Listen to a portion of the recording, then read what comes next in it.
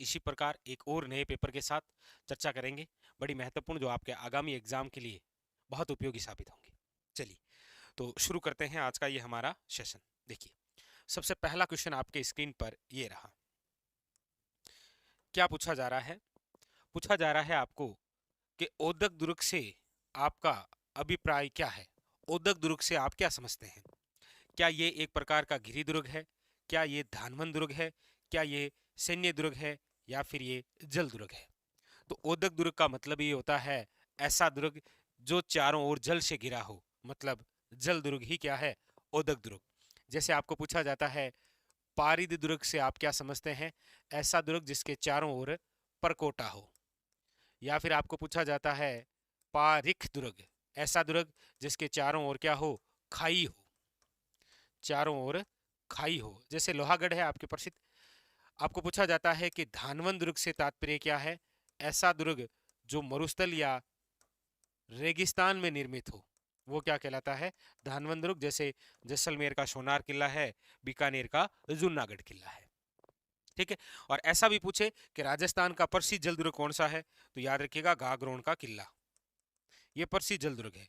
और गागरोन का किला कहाँ पर है? झालावाड़ में, जो याद रखिएगा गंगधार उच्च भूमि पर बना है, मतलब बिना नींव का है ये। ठीक है। तो यहाँ पर ऑप्शन नंबर हो जाएगा आपके D is A correct answer. ठीक है।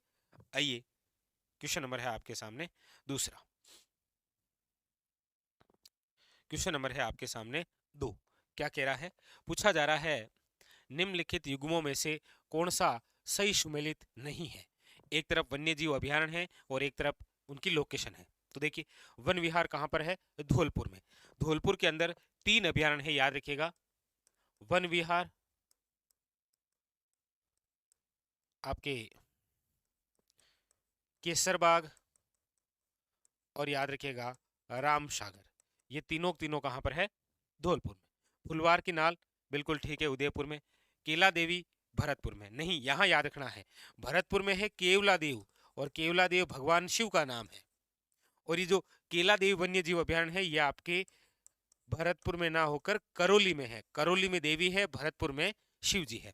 यहाँ पर जो इनकरेक्ट है वह है ऑप्शन नंबर सी। बाकी शेरगढ़ कहाँ पर है? 12 के अंदर है, ये परवन नदी वाला। ठीक है। चलिए अगला देखिए, क्वेश्चन नंबर है आपके सामने तीसरा। क्या कह रहा है? फरवरी 2022 में राजस्थान राज्य महिला आयोग का अध्यक्ष किसे नियुक्त किया गया? फरवरी 2022 के अंदर सुमन शर्मा, अंजना मेघवाल, सुमित्रा जैन या रेहाना रियाज चिश्ती। तो आप कहेंगे sir Rehana Riaz Chishti. Option number D is correct answer. Current से संबंधित क्वेश्चन है, आपके एग्जाम के लिए इंपॉर्टेंट बन सकता है। ठीक। अगला देखिए क्वेश्चन नंबर है आपके सामने नेक्स्ट, ये रहा 5 नंबर। क्या कह रहा है देखिए, क्वेश्चन नंबर है आपके सामने 5। हाँ देखिए, निम्न में से कौन सा राजस्थान के बांगड़ प्रदेश का भाग नहीं है? बांगड़ प्रदेश का भाग नहीं है। शेखावटी, गग्गर, बनास या गोडवाड़। आप कहेंगे सर ये जो बनास बेसिन है ये बांगड़ प्रदेश का भाग नहीं है। बनास बेसिन जो है ये आपके पूर्वी मैदानी प्रदेश का भाग है। किसका है? पूर्वी मैदानी प्रदेश। और बांगर प्रदेश यानी कि शेखावटी हो, चाहे गग्गर हो और चाहे घोड़वाड़, ये तीनों मरुस्थलीय प्रदेश के भाग हैं। जबकि बनास किसका भाग है? पूर्वी मैदानी प्रदेश का, याद रखना है। ठीक है।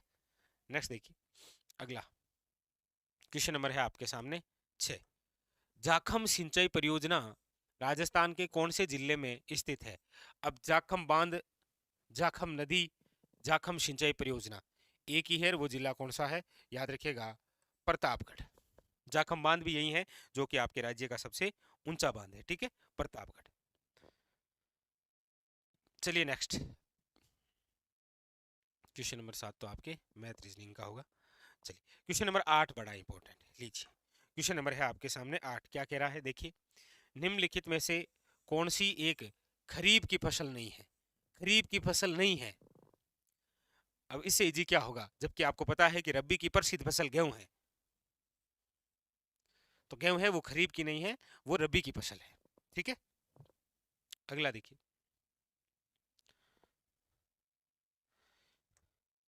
क्वेश्चन नंबर है आपके सामने 9। ये थोड़ा थ्योरेटिकल क्वेश्चन है। क्या पूछ रहा है देखिए, मौसम विज्ञान के अनुसार सामान्य वर्षा से 51% व अधिक वर्षा में कमी होने पर खाली जगह सूखा कहलाता है। सामान्य सूखा, भयंकर सूखा, मध्यम सूखा या नहीं।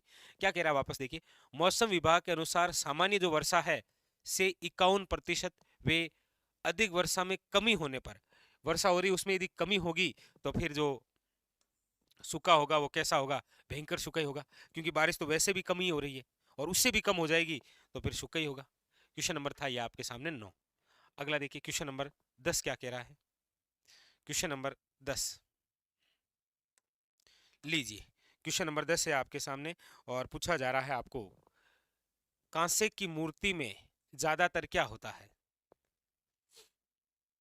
अब सिंपल सी बात है, ये डायरेक्ट नहीं पूछ रहा है कि कांसा में क्या होता है, जबकि कांसा बनता ही तांबा और टिन से है। ये याद है, आप कहेंगे ऑप्शन नंबर डी, क्योंकि तांबा मीन्स कॉपर, कॉपर और टिन से मिलकर बनता है कांसा। बाकी इसने ऐसे पूछ लिया कि मूर्ति में ज्यादातर क्या होता है, एक ही बात है। अगला देखिए, 11 नंबर आपके मैथ का हो गया। हाँ, क्वेश्चन नंबर 12। क्वेश्चन नंबर 12 क्या कह रहा है देखिए, पूछा जा रहा है, प्रसिद्ध कुंभ श्याम मंदिर कहाँ स्थित है, चित्तौड़गढ़, आमेर, मंडोर या कुंभलगढ़। तो प्रसिद्ध जो है वह है चित्तौड़गढ़ के अंदर, ये कुंभा द्वारा निर्मित है। ठीक है, किसके द्वारा निर्मित है, कुंभा द्वारा।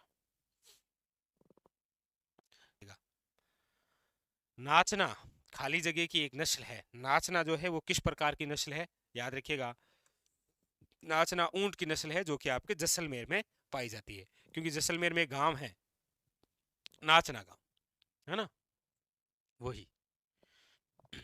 अगला देखिए, अगला क्वेश्चन है आपके सामने, क्वेश्चन नंबर है 35। क्वेश्चन नंबर है 35। जालोर के चौहान वंश, और जालोर के चौहान वंश क्या कहलाए हैं, सोनगरा चौहान। तो जालोर के जो सोनगरा चौहान है उनकी जो कुलदेवी है, याद रखिएगा, आशापुरा माता। पूछा जाता है जालोर के सोनगरा चौहानों की कुलदेवी आशापुरा माता। यहाँ पर जो वंश के संस्थापक थे उनका नाम है कीर्तिपाल।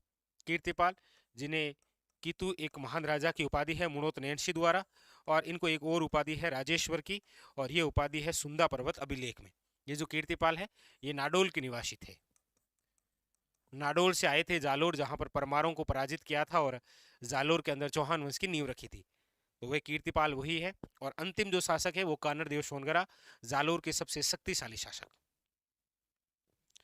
अगला देखिए, क्वेश्चन नंबर है आपके सामने 36। क्या कह रहा है देखिए, पूछा जा रहा है, गंगानगर अगेती खाली जगह की फसलें हैं। अब अगेती किसकी फसल है, तो याद रखिएगा कपास की। ठीक है, और कपास को दक्षिणी राजस्थान में क्या बोलते हैं, तो ये इंपॉर्टेंट क्वेश्चन बनता है, याद रखिएगा, बीनिया कहा जाता है। क्या बोलते हैं आप इसे, बीनिया। और कपास के लिए मिट्टी पूछे तो याद रखिएगा काली मिट्टी। नेक्स्ट, अगला देखिए, क्वेश्चन नंबर है आपके सामने 37। बागोर सभ्यता, बागोर सभ्यता किस नदी के किनारे है। देखिए, ये जो बागोर सभ्यता है ये जिस जिले में है वो जिला तो है भीलवाड़ा, और जिस नदी के किनारे है वो नदी है कोठारी, याद रखिएगा। ठीक है, कौन सी, कोठारी नदी। Option number B is the correct answer. ठीक है, अगला देखिए, क्वेश्चन नंबर है आपके सामने 38। वेरी वेरी इंपॉर्टेंट फैक्ट है ये 38 नंबर। बूंदी के राजमहल में प्रसिद्ध चित्रशाला का निर्माण किसके शासनकाल में हुआ था, तो राव उमेद सिंह के शासनकाल में। ठीक है, याद रखिएगा, जबकि रंगमहल का जो निर्माण है वो 17 साल के समय हुआ था। ये दो अलग अलग क्वेश्चन है, याद रखिएगा। तो आपके सामने ये था क्वेश्चन नंबर 38। ठीक है, आगे देखिए, ये तो साइंस का, ठीक है, चलिए। हाँ, क्वेश्चन नंबर 41 आपके सामने क्या कह रहा है, क्वेश्चन नंबर 41 देखिए, निम्नलिखित अभ्यारण्यों में से कौन सा अभ्यारण्य उड़न गिलहरी के लिए प्रसिद्ध है। उड़न गिलहरी बोल सकते हैं आप, ऐसा भी पूछा जा सकता है, चौसिंगा के लिए प्रसिद्ध कौन सा है, पूछा था आपको। ऐसे भी जा सकता है, चित्तल की मातृभूमि के लिए कौन सा अभ्यारण्य प्रसिद्ध है, पूछा तो आपको ये भी जा सकता है कि राजस्थान का वह अभ्यारण्य जो सागवान वृक्ष के लिए इंपॉर्टेंट है। तो ये सब का सब अभ्यारण्य सीता माता अभ्यारण्य है, याद रखिएगा, प्रतापगढ़ वाला। Option number C. Question number है आपके सामने 42। क्या कह रहा है? पूछा जा रहा है निम्नलिखित में से कौन सा शून्य बजट प्राकृतिक खेती के 4 स्तंभ में शामिल नहीं है? जीवामृत है, अच्छा दाना भी है, बीजामृत भी, शुरुआत है, ये कुछ नहीं है। जो शून्य बजट प्राकृतिक खेती के 4 स्तंभों में नहीं है वो है आपके शुरुआत वाला नहीं है। ठीक है, अगला देखिए। क्वेश्चन नंबर है आपके सामने 43। ये तो साइंस से रिलेटेड, हाँ ये रहा क्वेश्चन नंबर 44। क्या कह रहा है देखिए। पूछा जा रहा है आपको मत्स्य संघ का राज प्रमुख किसे नियुक्त किया गया था? मत्स्य संघ राजस्थान एकीकरण का प्रथम चरण 18 मार्च 1948। और पूछ रहा है राज प्रमुख। राज प्रमुख वो बने थे, वो थे धौलपुर के महाराजा जिनका नाम है उदयभान सिंह। कौन बने थे? उदयभान सिंह, वसुंधरा राजे सिंधिया के ससुर। अगला देखिए, चलिए तो फिर हाँ ये एक अच्छा क्वेश्चन है। क्वेश्चन नंबर है आपके सामने 46। देखिए क्या कह रहा है। Question number 46। मानमोरी शिलालेख, ये वही शिलालेख है जिसे कर्नल जेम्स टोड ने इंग्लैंड जाते समय समुद्र में फेंकवा दिया था। किस क्षेत्र से संबंधित है? ये मेवाड़ चित्तौड़ से संबंधित है। मेवाड़ चित्तौड़, मानमोरी शिलालेख, अक्सर पढ़ते भी हैं आप। चलिए कंप्लीट। अगला देखते हैं। क्वेश्चन नंबर है आपके सामने 47। क्या कह रहा है देखिएगा। पूछा जा रहा है आपसे कि कितने भारतीय राज्य राजस्थान के साथ अपनी सीमा साझा करते हैं? ये राजस्थान, राजस्थान के साथ एक तो देश सीमा साझा करता है, याद रखिएगा, पाकिस्तान।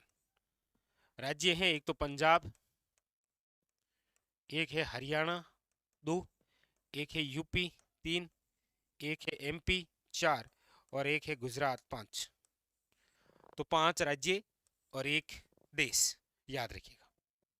ठीक है, अगला देखिए। अगला क्वेश्चन, क्वेश्चन नंबर है 48।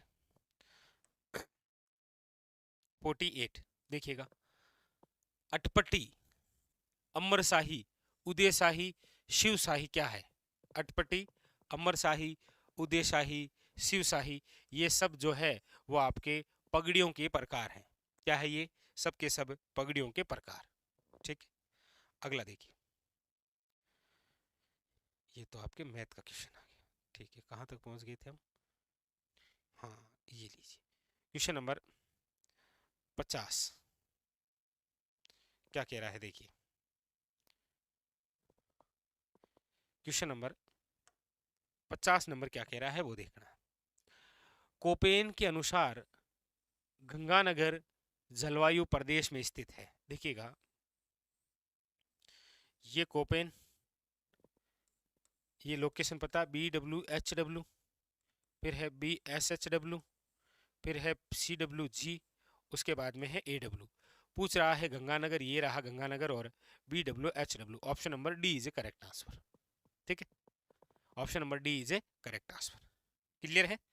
चलिए, तो ये था आज का हमारा सेशन जिसके अंदर हमने राजस्थान जीके के बहुत सारे प्रश्न देखे। बहुत अच्छे अच्छे प्रश्न थे जो आपके आगामी एग्जाम के लिए भी इम्पोर्टेंट होंगे। तो मिलते हैं इसी प्रकार एक और नए पेपर के साथ। तब तक के लिए धन्यवाद।